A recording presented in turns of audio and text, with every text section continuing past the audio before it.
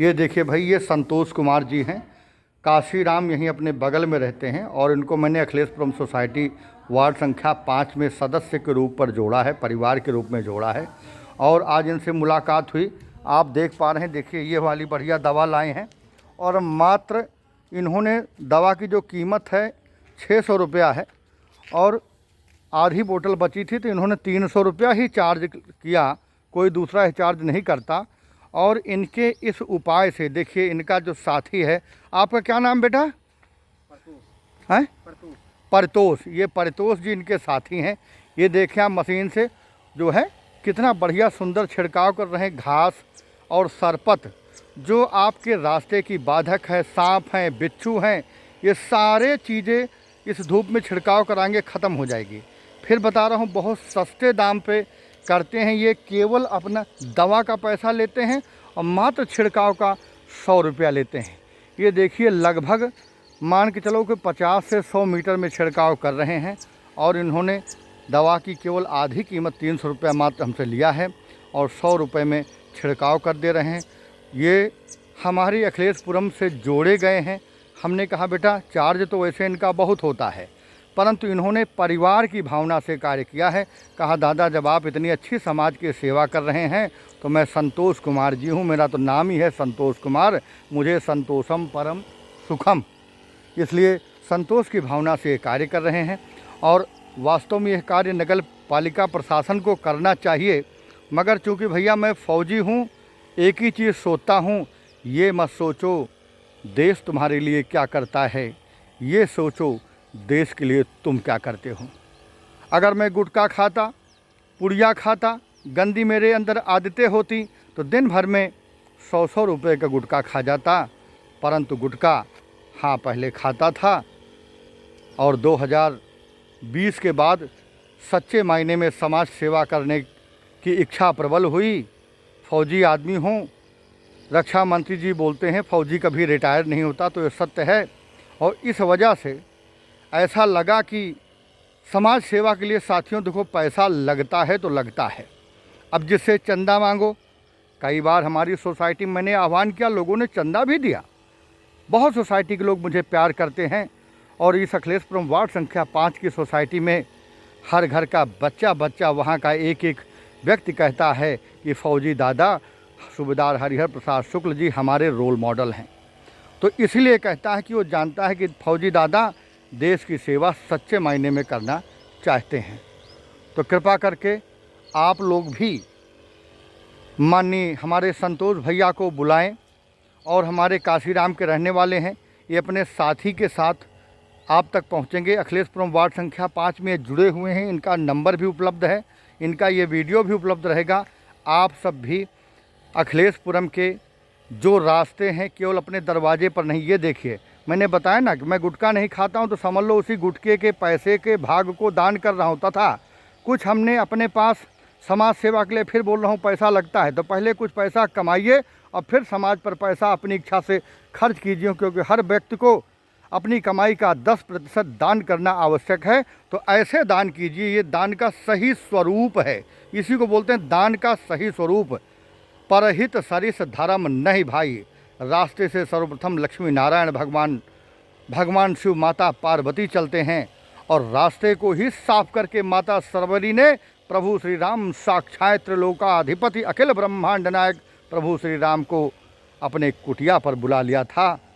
तरीका एक ही था, रास्ते को साफ सुथरा रखना।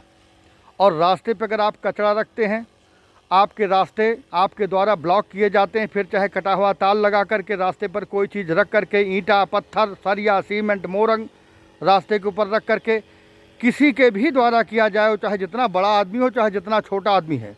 कई बार ठेकेदार काम लगाता है, आंख मूंद करके कहीं भी सामान रख देता है, तो जहां रख रहा है, अगर रास्ते पर रख रहा है, आप वहां देख रहे हैं तो उसका तत्काल विरोध करें। बोले ठेकेदार साहब समझदार आदमी हो, पढ़े लिखे लगते हो, आप रास्ते पर बाधा बन रहे हो, आपको रखना सामान प्लाट में रखिए, खाली पड़े हैं।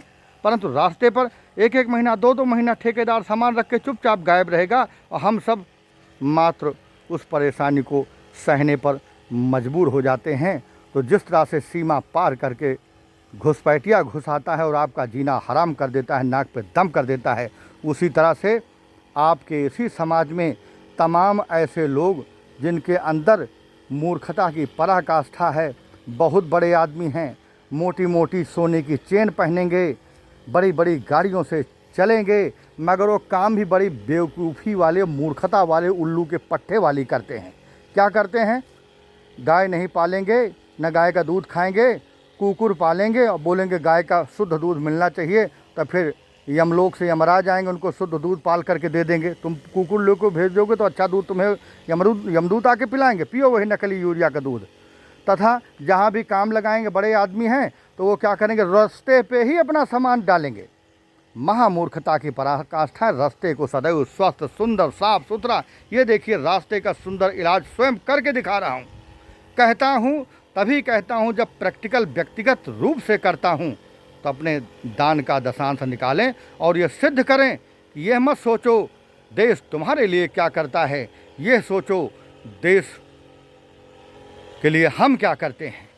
हमारा नेता कैसा हो, हमारा नेता तुम्हारे जैसा हो, किसी और के जैसा न हो। हमारे भारत का, हमारी इस पृथ्वी का हर प्राणी अपने आप में नेता है, बस उसकी नीयत साफ हो, कुछ कर गुजरने का क्षमता हो, ना कि सबसे बड़ी चीज़ है कि आपके पैसे का सदुपयोग।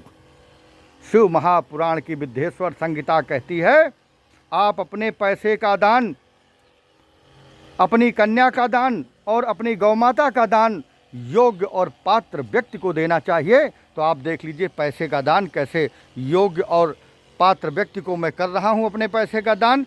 और पैसा कहाँ से आता है? मैंने बताया मैं नशा नहीं करता हूँ, तो वो नशे के पैसे को बचा लेता हूँ। दूसरा काम, मैंने इसी ध्यान से 1 से 1.5 लाख रुपए लगाकर बढ़िया लोहे की सीढ़ी, बढ़िया फरमा, फावड़ा और धुरमुट, खुरपी, गैंती, ये सारी चीज़ें बनवा कर रख दिया। हमारे अखिलेशपुरम वार्ड संख्या 5 के जो साथी इसको बुकिंग करके ले जाते हैं और उससे जो मुझे धन प्राप्त होता है, उस धन को मैं और कहीं बाहर तो नहीं लगा पाता, इतनी बड़ी अभी मेरे पास फंडिंग की सुविधा नहीं है। लेकिन मेरी इन बातों से प्रेरणा लेकर के हमारी धरती भारत की धरती है, त्याग की धरती है, बलिदान की धरती है। जिस दिन लोग मेरी भावना को समझ जाएंगे, मेरी बातों को समझ जाएंगे, उसी दिन संकल्प ले लेंगे हमारे जैसे नेता इस पृथ्वी पर होने चाहिए। अगर मैं किसी भी विभाग का मंत्री हूँ तो फिर मेरा कर्तव्य बनता है कि मैं अपने क्षेत्र में कम से कम महीने में जब मौसम बदले तो इस तरह की समस्याओं को दूर कराने के लिए ये देखिए स्वयं ये देखिए रूल लेके टहल रहा हूँ। ऐसे बढ़िया एक रूल लीजिए, डंडा लीजिए, कैप लगाइए, सुंदर सा कपड़ा पहनिए और फिर हमारी भारत माता की विकास में सबसे बड़ी बाधक, इस पे मैंने चैनल भी बना रखा है, हरिहर महाराज चैनल, यूट्यूब चैनल। उसमें खाली लाइक और शेयर की तो हमने बात ही नहीं करी, लेकिन मैं आपसे कहूँगा आप सबको शेयर कीजिए, क्योंकि मेरे अकेले से ऐसे सच्चे मायने में देश की सेवा करने से बात नहीं बनेगी, क्योंकि देश का स्वरूप बहुत बड़ा है। वसुधैव कुटुंबकम इसलिए कहा जाता है कि समूची पृथ्वी ही भारत थी, और जिस दिन से भारत के चंद्रगुप्त मौर्य सम्राट अशोक ने युद्ध करना त्याग दिया, तलवार धनुष बाण सब त्याग दिया और कहा आज से मैं परम शांत होकर खाली तपस्या करूंगा, बैठ करके मौन व्रत ले लिया। उसी दिन से आज व्हाट्सएप पर आप देख लीजिए श्रीलंका भारत से कब अलग हुआ, अमेरिका, जापान, ब्रिटेन, फ्रांस, रसिया, चाइना, अफगानिस्तान, पाकिस्तान, भूटान, म्यांमार, बांग्लादेश, नेपाल इत्यादि इत्यादि इत्यादि कब कब अलग हुए उसके प्रमाण मिल जाते हैं। नहीं तो समूची पृथ्वी पर चक्रवर्ती एक छत्र सम्राट हुआ करता था, महाराज युधिष्ठिर, महाराज विक्रमादित्य, चक्रवर्ती सम्राट महाराज दशरथ और सबसे लेटेस्ट महाराज पृथ्वीराज चौहान अग्निवंशी तथा सम्राट अशोक। मगर सम्राट अशोक के अस्त्र शस्त्र त्याग करके शांतिपूर्वक बैठने का कारण है इतना समझदार भारत धीरे धीरे अलग होता गया, धीरे धीरे ख़त्म होता गया और ये हालत है कि आज भारत को अपने पहचान करनी पड़ रही है। खुशी इस बात का है कि भारतीय अब जग चुका है और मुझ जैसा व्यक्तिगत समाज सेवा में उतर पड़ा है। फिर कहता हूँ, ये मत सोचो देश तुम्हारे लिए क्या करता है, ये सोचो कि देश के लिए तुम क्या करते हो। पैसा कहाँ से आएगा? मेरे जैसे अगर भगवान रिटायर्ड हुए हो सेना से, थोड़ा सा अपने पैसे का दान करो। हर जगह काम चलता है, थोड़ा फर्मा बनवा के रख दो, थोड़ा सा धुरमुट एक दो खरीद के रख दो, लोहे की सीढ़ी खरीद के रख दो, और जो नशा करते हो उस नशा के व्यसन को त्याग दो। और अगर चरपहिया स्कॉर्पियो से मैं चलता हूँ तो कई बार ठान लेता हूँ तो साइकिल से चला जाता हूँ, उस जगह पैदल चला जाता हूँ, लेकिन महीने में 2 से 3 हज़ार रुपये बचत कर लेता हूँ, जबकि वो डीजल में उड़ जाए। रिक्शे से चला जाता हूँ, इसका वीडियो मैंने श्री हरिहर महाराज चैनल पर है, आप चाहें तो देख सकते हैं। तो मैं कोई भी कार्य जो करता हूँ पहले खुद करता हूँ, तभी आह्वान करता हूँ। तो ये मैं नहीं कहता हूँ, ये जो मैं कह रहा हूँ ये काम विद्यार्थी भी कर सकता है अपने खाली टाइम में, एक्स्ट्रा करिकुलम एक्टिविटी के रूप में। ये कार्य जितने कर्मचारी हैं वो सारे कर सकते हैं, चपरासी से लेकर टॉप ब्रास तक जितने नेता और मंत्री हैं वो भी कर सकते हैं। लेकिन जब मेरे जैसे अंदर देश के प्रति भावना जगी है, जैसे रक्षा मंत्री राजनाथ सिंह जी कहने पर पूरी आत्मविश्वास के साथ कहते हैं कि हमारे देश का फौजी कभी रिटायर नहीं होता, आजीवन वो देश की सेवा करता है, क्योंकि फौजी वास्तव में आजीवन सेवा करता है। और आप ज्ञान की दृष्टि से देखेंगे तो आजकल सोशल मीडिया के मामले से, सोशल मीडिया के माध्यम से समूचे भारत में नहीं समूचे विश्व में आपको फौजी ऐसे ही देश की सेवा कर्तव्य निष्ठा से करता पाया जाएगा। पुनः साहब से वंदन, फिर वही एक ही बात, पहले खुद उतरो और खाली समय हो तो खाली दिमाग शैतान का घर, अपने खाली समय को ऐसी समाज सेवा में उपयोग करें। बहुत बहुत धन्यवाद। मैं सूबेदार हरिहर प्रसाद शुक्ल, जिला प्रवक्ता पूर्व सैनिक संयुक्त संस्था तथा हमारे भारत में अच्छे नेता दे सकूं, अच्छी राजनीति पवित्रता के साथ दे सकूं, यही मेरा संकल्प और यही संकल्प हर भारतीय का होना चाहिए। और हर भारतीय के अंदर यह भावना हो कि राजनेता और राजनीति मेरा प्रिय विषय है। क्योंकि मित्रों, अक्सर मैंने सुना है, बड़े बड़े पढ़े लिखे से सुना है, भैया राजनीति और राजनेता से मुझे सख्त नफरत है। बड़ी मूर्खता की पराकाष्ठा वाली बात है। राजनीति और राजनेता ही मिलकर तुम्हारे देश के लिए सुंदर कानून बनाएंगे, तुम्हारे देश के लिए विकास के लिए सारी चीज़ें करेंगे, तुम्हारे द्वारा दिए गए टैक्स के पैसे का सही उपयोग करेंगे। और राजनेता से नफरत करते हो तो अगर आपकी नज़र में ख़राब राजनेता है तो अपने बेटे को नेता बनाइए, जो अच्छा पढ़ा लिखा प्रोफेसर हो, आपको लगता है मेरा बेटा 100% ईमानदार है, लगता है ठेकेदार बेईमान है, तो अच्छा ठेकेदार अपने पुत्र को बनाइए। जितनी आप संस्थाएं खोल रखें अपने संस्थाओं में अच्छे राजनेता तैयार कीजिए, देश की भावना वाले। व्यक्तिगत करके दिखा रहा हूं, ऐसे करें। चाह नहीं मैं कि कितना बड़ा नेता बना दिया जाऊं, लेकिन समय बदले, देवाधिदेव महादेव की कृपा हो और कोई बड़ा पद कभी और हासिल हो, तो फिर एक ही चाह है, इसी तरह रूल लेकर के अपने देश के एक एक हिस्से को सुंदर बनाऊं। और फिर उस टाइम पर जो मेरा आह्वान होगा, जैसे भारत के प्रधानमंत्री जी एक भी आह्वान करते हैं तो समूचा देश उस पर चल पड़ता है। तो उसी तरह से भारत के प्रधानमंत्री जी अपने मन की बात में कहते हैं कि हमारा हर भारतीय वीआईपी है।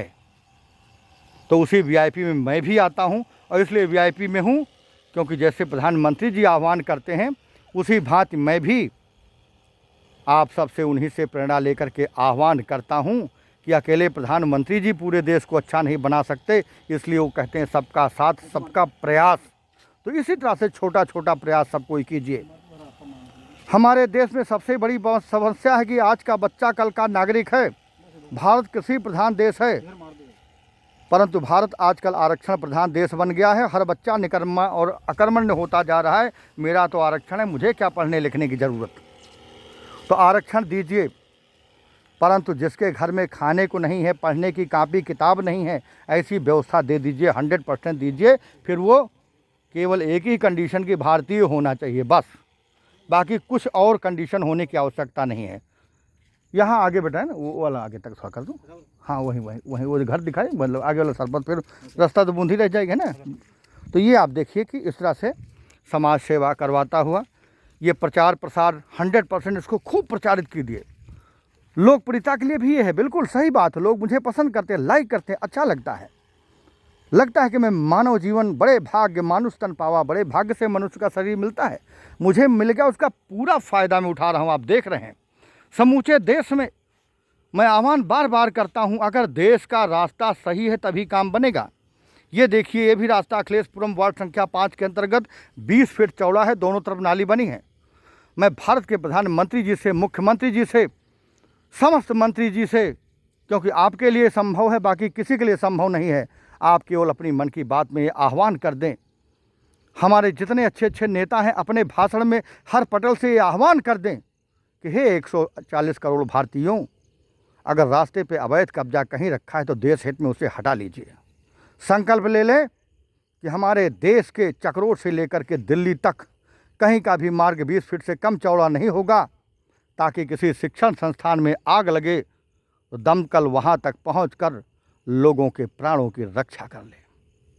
किसी भी घर में आग लगे, क्योंकि आग लगने से बढ़कर अकाल मौत और त्रासदी कुछ भी नहीं हो सकती है, तो कहीं भी आग लगे, समूचे भारत में कोई ऐसा जगह और स्थान नहीं होना चाहिए जहां दमकल की गाड़ी उस रोड पर खड़ी हो तो उसके बगल से एक ट्रैक्टर भरी ट्राली भी निकल जाए, ताकि हमारे जय जवान जय किसान का काम भी ना रुके। और यह कार्य अगर हमारे जब तक राजनेता नहीं चाहेंगे तब तक हमारे 140 करोड़ भारतीय नहीं जगेंगे, और तब तक ये संभव नहीं है।